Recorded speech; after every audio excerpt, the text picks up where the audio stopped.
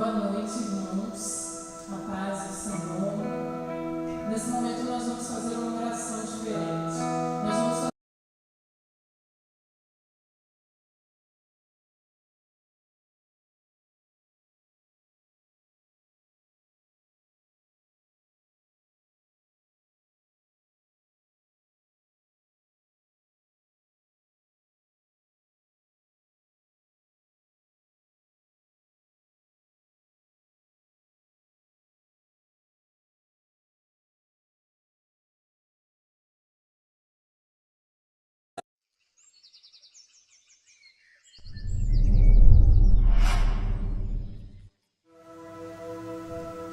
Boa noite, irmãos. A paz do Senhor. Nesse momento nós vamos fazer uma oração diferente. Nós vamos fazer uma oração pelo Brasil, uma oração pelos nossos governadores, pelas pessoas que estão acima da gente, porque é isso que o Senhor tem nos pedido, a gente orar por aqueles que estão acima da gente, para que no momento da gente parar de murmurar, de reclamar, no momento da gente pegar e colocar os nossos joelhos no chão e clamar pelo Brasil.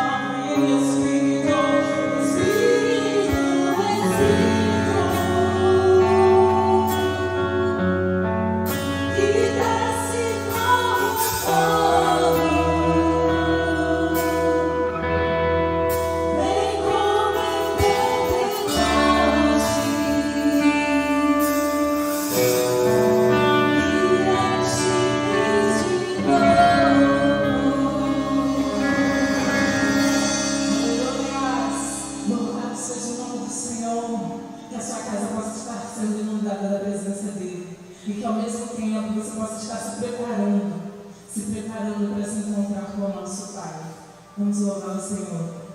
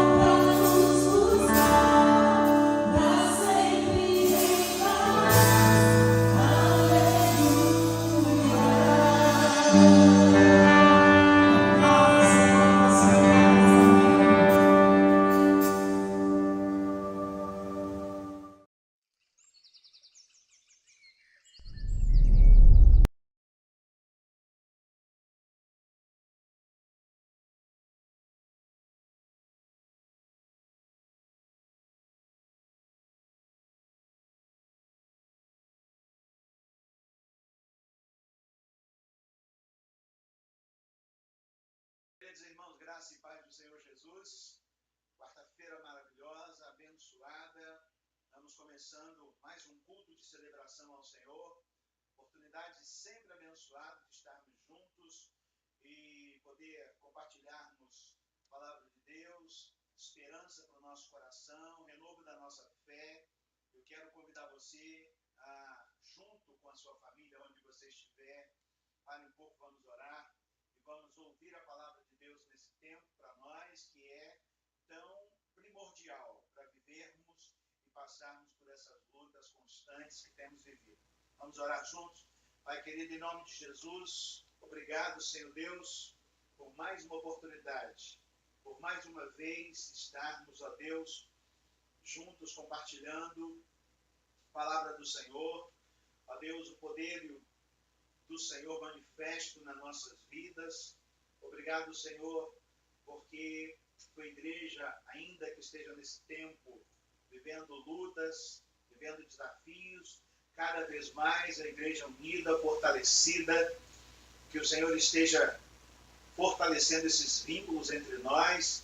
Ó Deus, que a amálgama que nos liga uns aos outros seja a unção do teu Espírito, a alegria e a presença do Senhor em nós, nos fortalecendo. Oramos, Pai, por aqueles que carecem dos teus milagres. Oramos pela manifestação do teu poder que emana do trono de glória do Senhor sobre o nosso país, sobre a nossa cidade, sobre o nosso estado.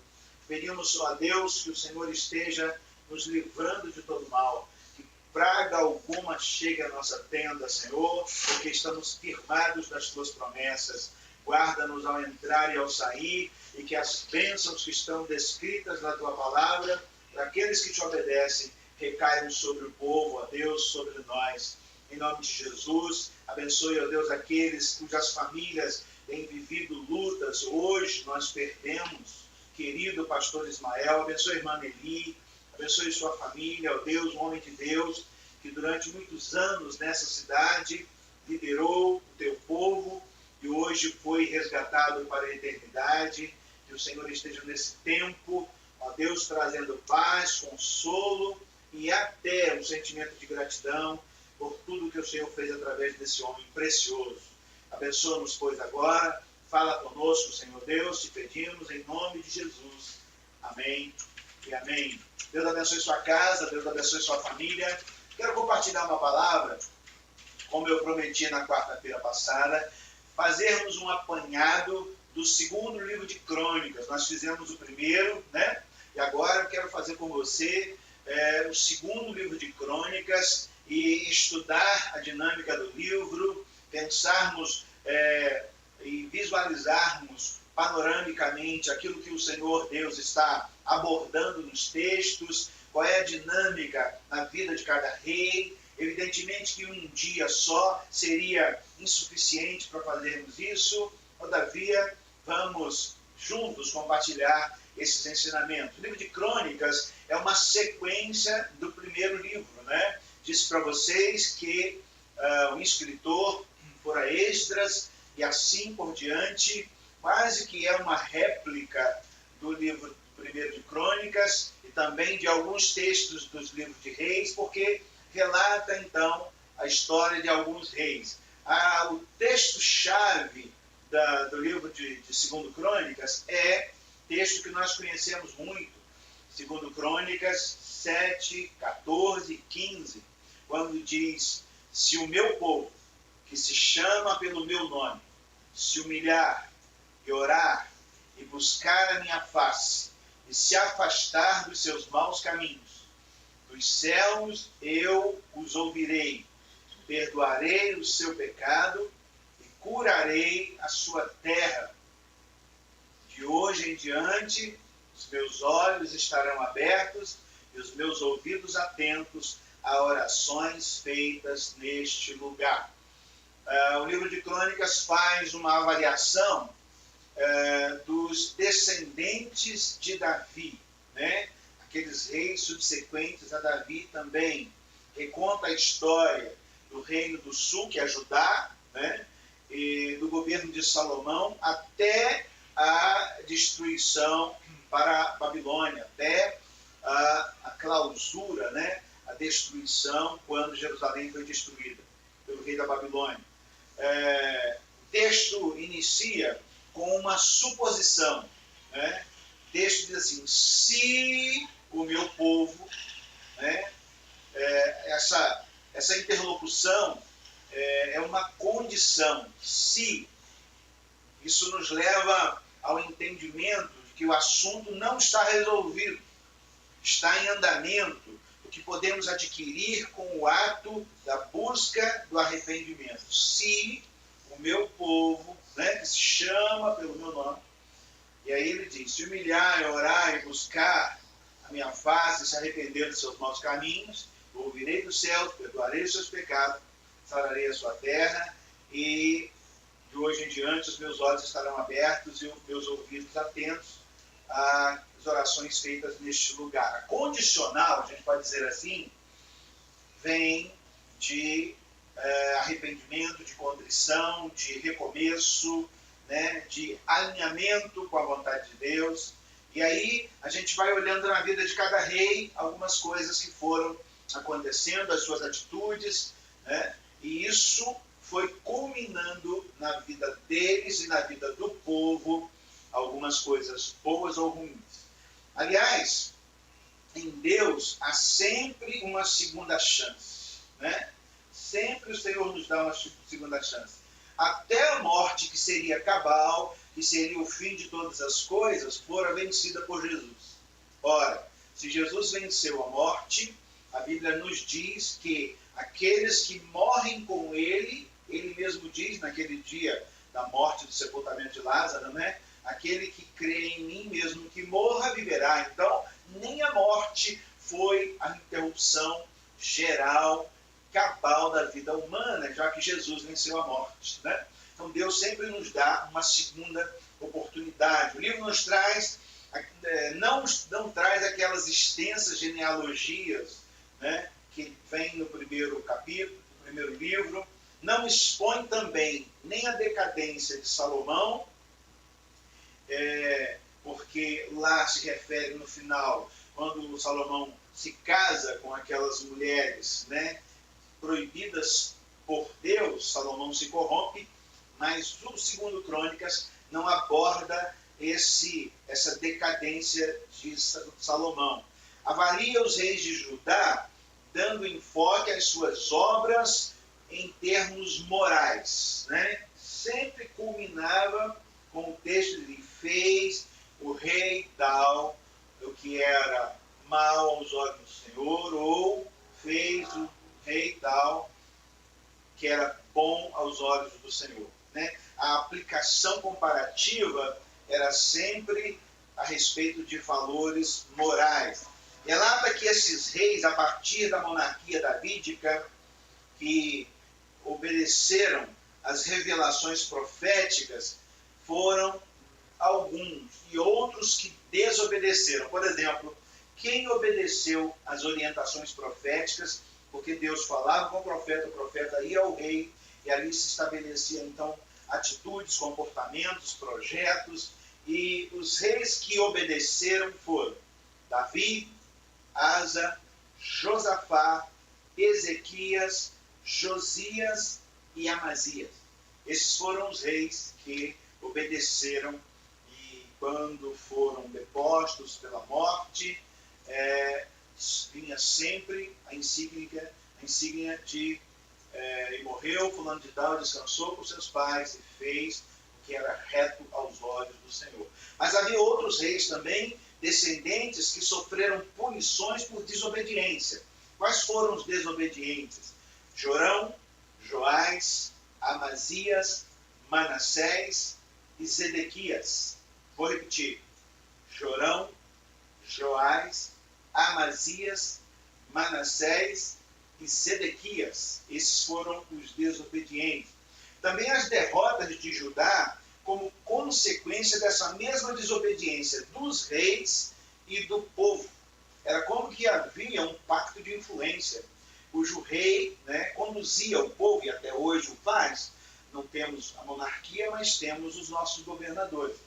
Podemos observar que as organizações, né, cujos líderes são homens honestos, são homens ilibados, né, são homens que produzem consequências para a sua administração, automaticamente, assim como o pai de família, produz também bênção para a sua família ou maldição.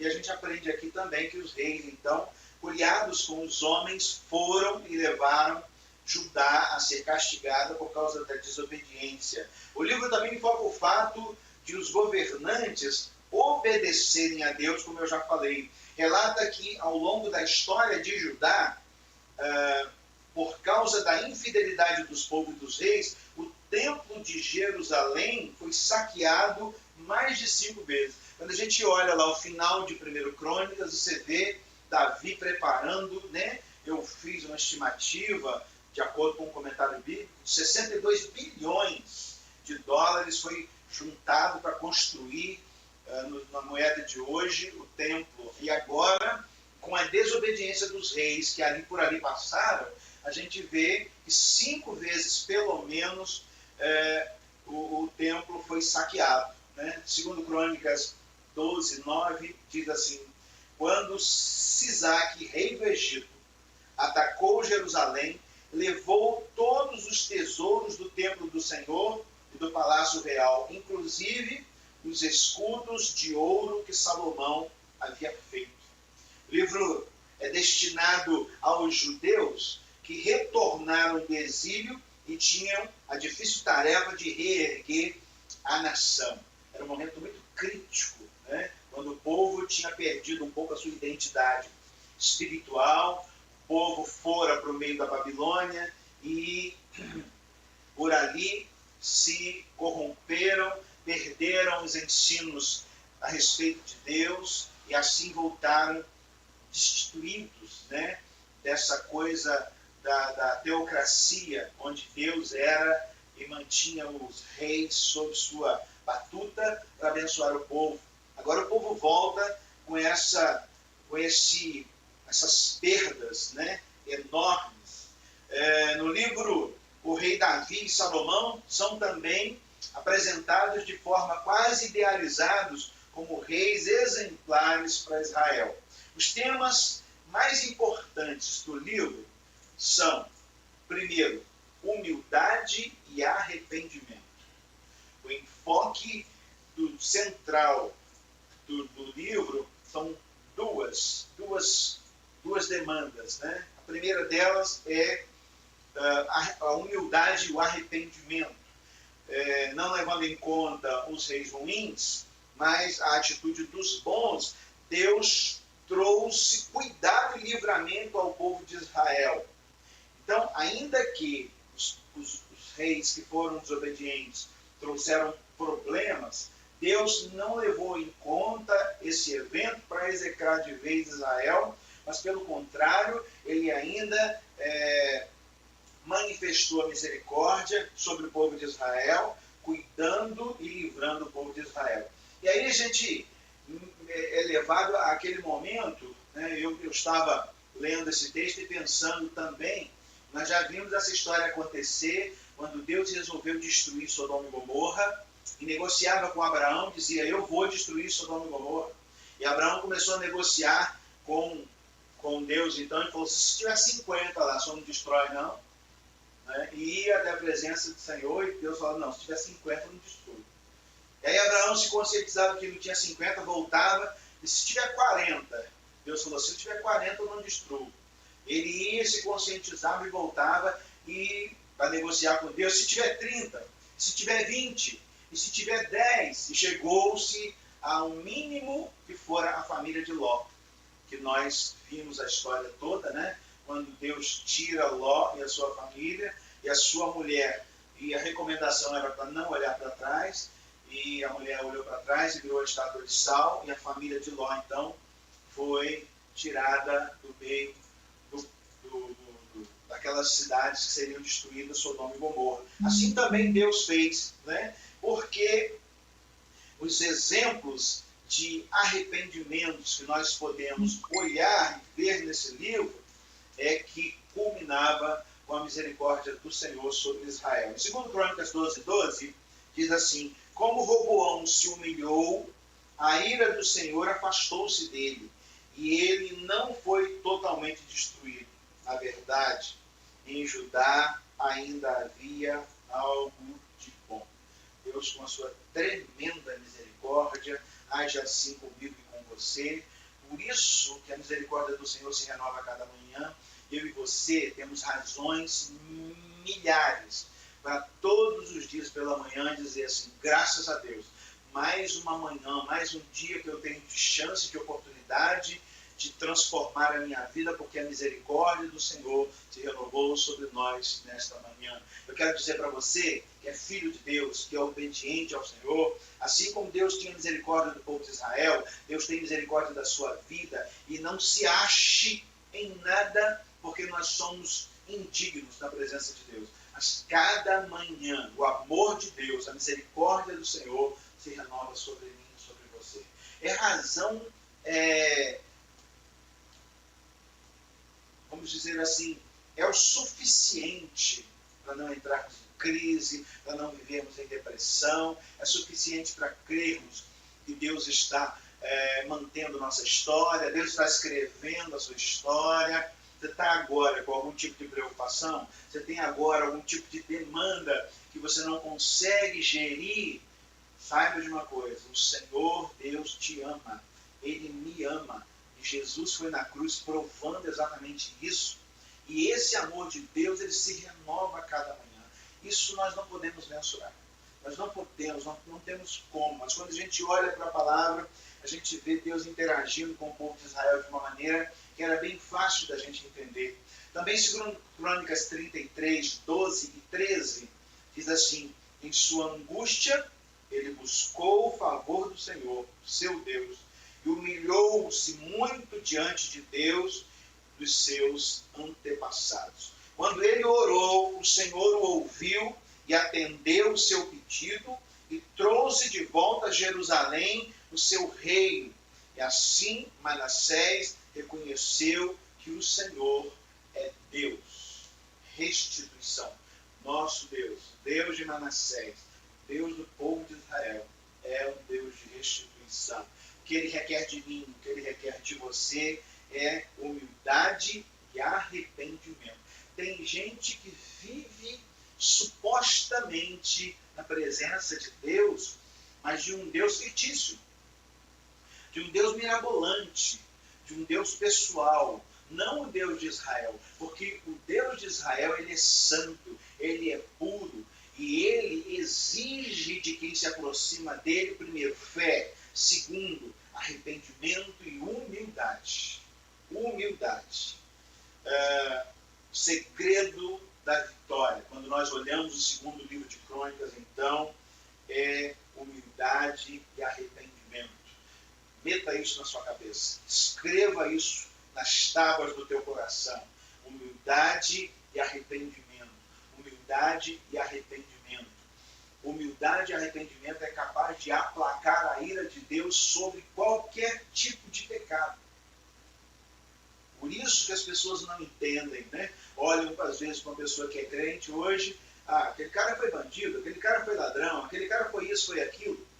Mas eles não conseguem entender que quando nós nos arrependemos e somos humildes, isso desmancha o coração do nosso Deus. Ele é misericordioso. A Bíblia diz que a sua benignidade é de geração em geração.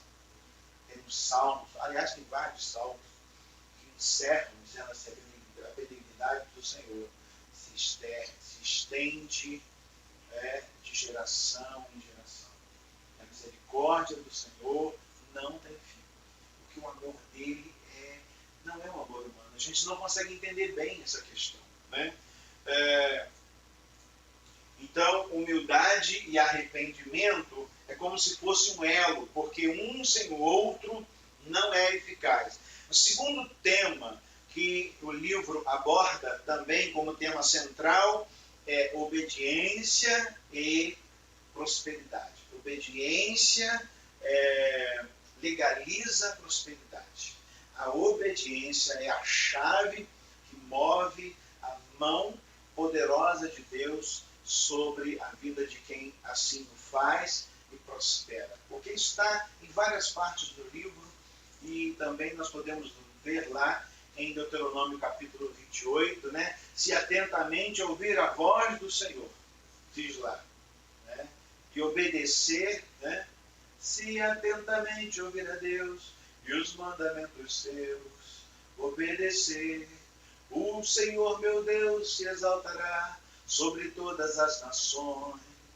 Onde eu passar, eu não correrei atrás de bênçãos, sei que elas vão me alcançar. Ou seja, quando nós obedecemos o Senhor, então libera a sua gloriosa graça abundante sobre nós. Então, a obediência e a prosperidade andam juntos. Os profetas intervinham sendo interlocutores de Deus com os reis, e Deus usava e usa os verdadeiros profetas. Segundo Crônicas, capítulo 16, de 7 a 10, diz assim: naquela época, o vidente Anani foi dizer a Asa, rei de Judá, por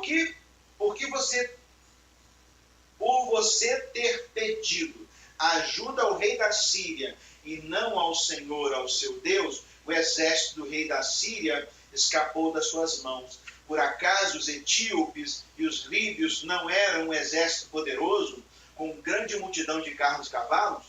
Contudo, quando você pediu ajuda ao Senhor, ele os entregou em suas mãos, pois os olhos do Senhor estão atentos sobre toda a terra para fortalecer aqueles que lhe dedicam totalmente o seu coração. Aqueles que lhe dedicam totalmente o seu coração. É importante demais estarmos atentos àquilo que a palavra de Deus nos direciona. E o texto ainda continua e diz assim: nisso você cometeu loucura. De agora em diante terá que enfrentar guerras. Asa irritou-se contra o vidente por causa disso. Ficou tão indignado que mandou prendê-lo. Nessa época, Asa oprimiu brutalmente alguns do povo.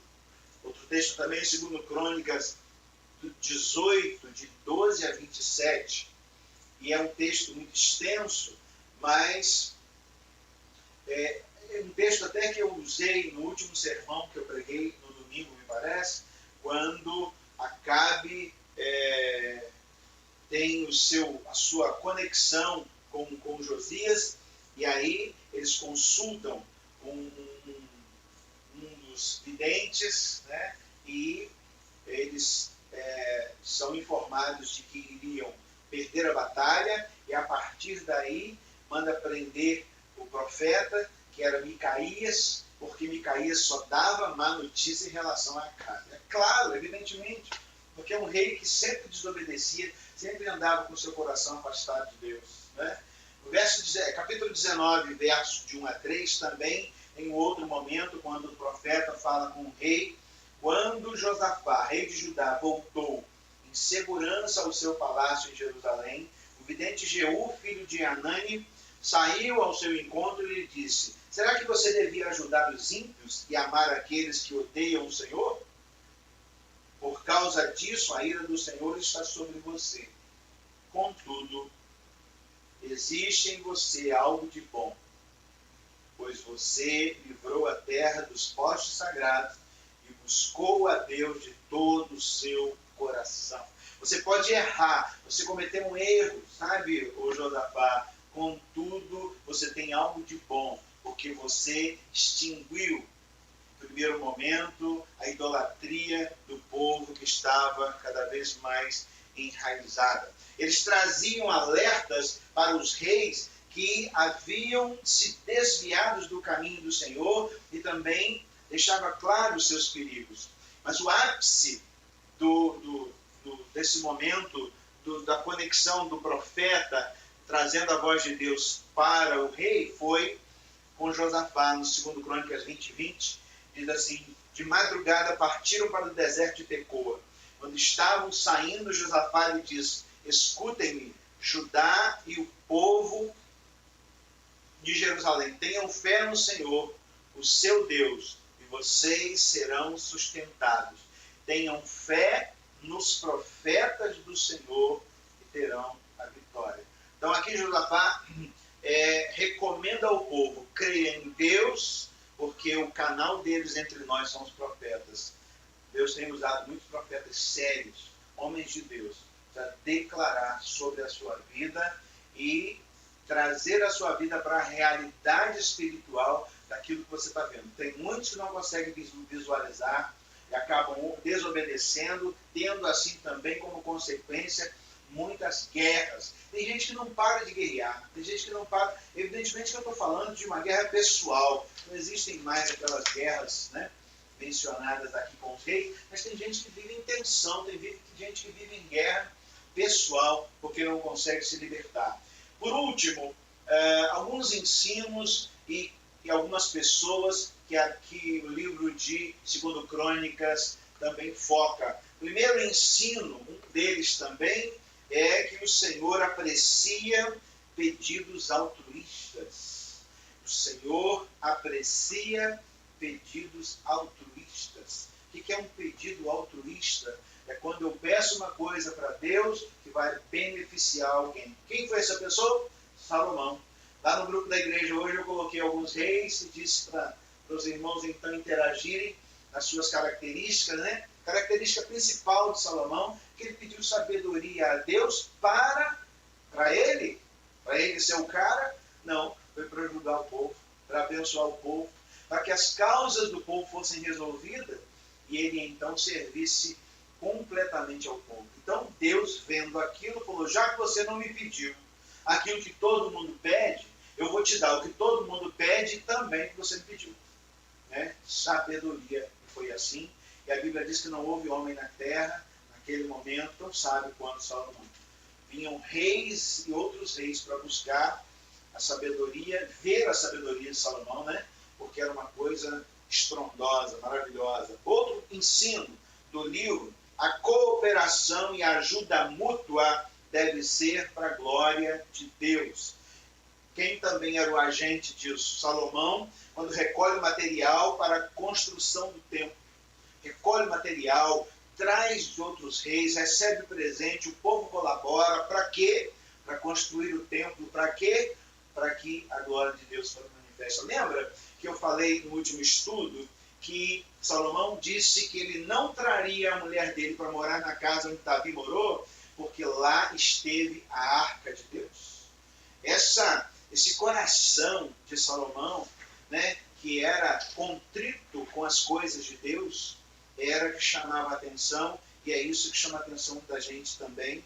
Né? Esse texto está em 2 Crônicas 2, de 1 a 17. Outro ensino é que Deus cumpre sempre suas promessas. Deus cumpre sempre as suas promessas. Quando Salomão fala ao povo, também no capítulo 6, de 1 a 11. Outro ensino é que as nossas escolhas sempre terão preço. Para o bem ou para o mal, toda escolha que fizermos tem um preço. Isso está no capítulo 10, de 1 a 15, quando Roboão dividiu o seu reino por desobediência. Outro ensino é que Deus quer exclusividade. A Bíblia diz que Deus não divide a glória dele com ninguém. Por isso, seja submisso somente ao Deus de Israel. Adore somente ao Deus de Israel. Há pouco tempo atrás, pessoas do meu convívio foram fazer uma limpeza espiritual numa casa e chegaram lá e foram tirar as imagens, tirar os outros deuses que estavam ali, e uma das pessoas que foram lá ficaram opressas espiritualmente. Por quê? Porque até então estava servindo a deuses estranhos. Né? E toda vez que você brinca com deuses estranhos, eles te cobram um alto preço. Mas o nosso Deus, esse mesmo Deus de Israel, é um Deus de misericórdia. A outra questão é a palavra de Deus, que é verdadeira. Quando nós vemos o profeta Micaías declarando que Acabe iria morrer, e ele morreu mesmo. No capítulo 18, verso 12 a 27. Outro ensino: os propósitos do Senhor sempre se cumprem. Foi a unção de Joás, no capítulo 23, de 1 a 11. Também não devemos permanecer nos erros dos nossos pais. Quem foi o agente desse momento? Foi Ezequias, quando manda reabrir o templo, no capítulo 29, de 1 a 11. Lembra que eu estou fazendo um apanhado do livro de 2 Crônicas, certo? Não é um sermão. Para que você se situe e depois vá buscar essas informações, porque nós estamos já no meio do livro, já encerrando o livro, né?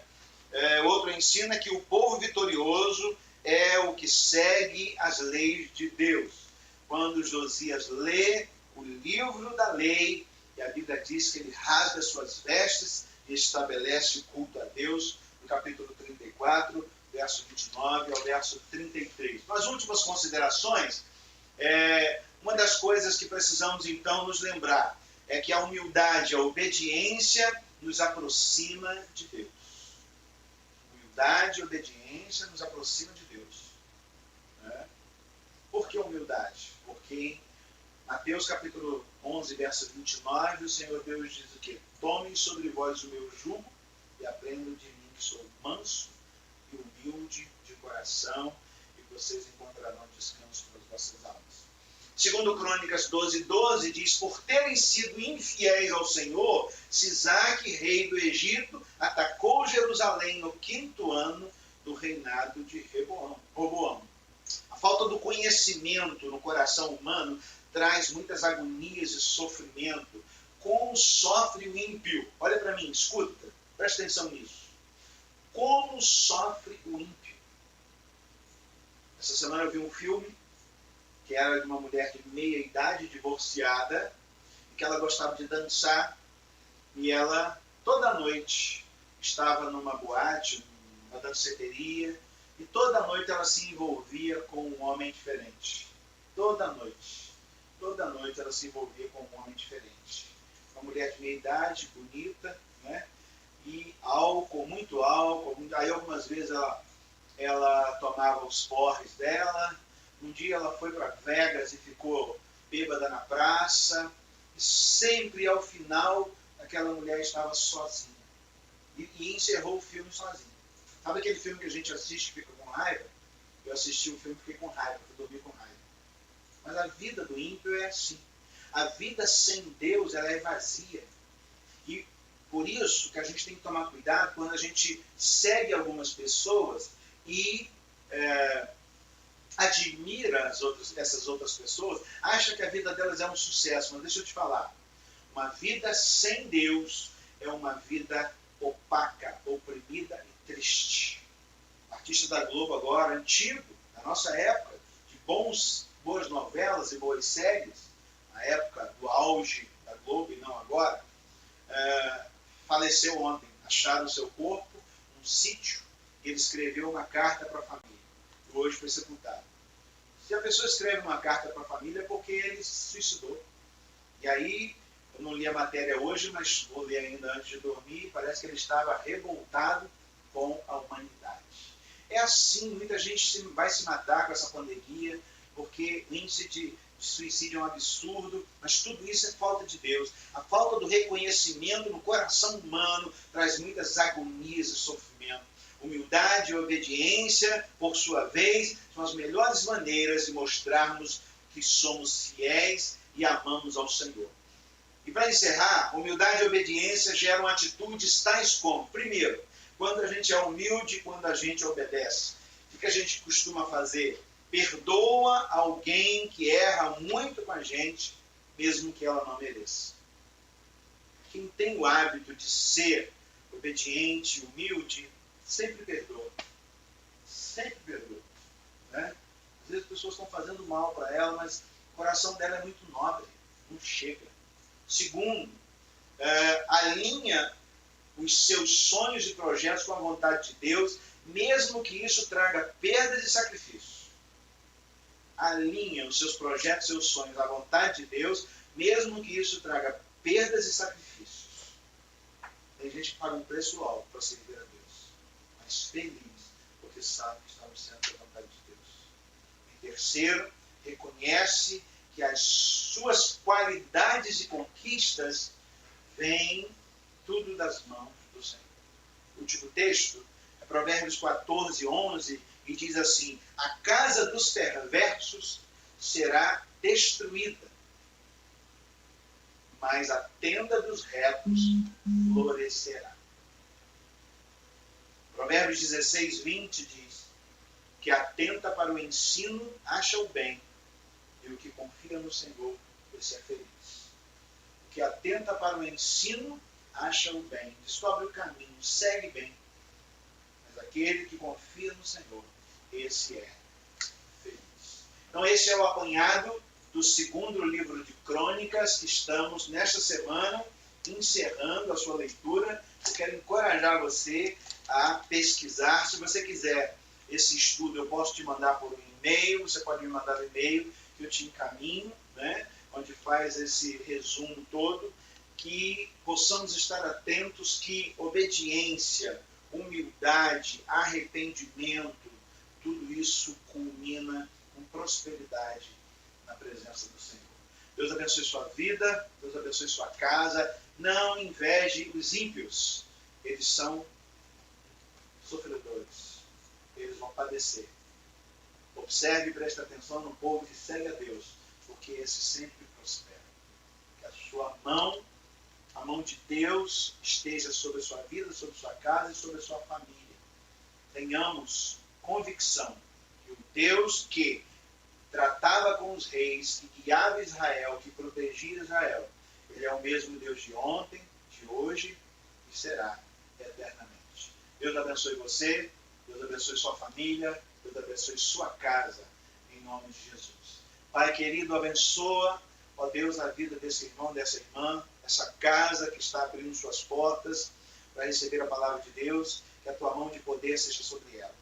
Que praga nenhuma chegue à sua tenda, ó Deus, e que haja cada dia mais arrependimento, humilhação, submissão na tua presença, para que possamos usufruir da benécia e gloriosa bênção do Senhor, ver isso na nossa casa e a tua prosperidade sobre nós, porque seremos conduzidos pela tua mão bondosa. Assim como conduziste o povo de Israel do Egito em todo o deserto, cuidando, protegendo e abençoando, sabemos que nessa pandemia o Senhor está cuidando do seu Israel.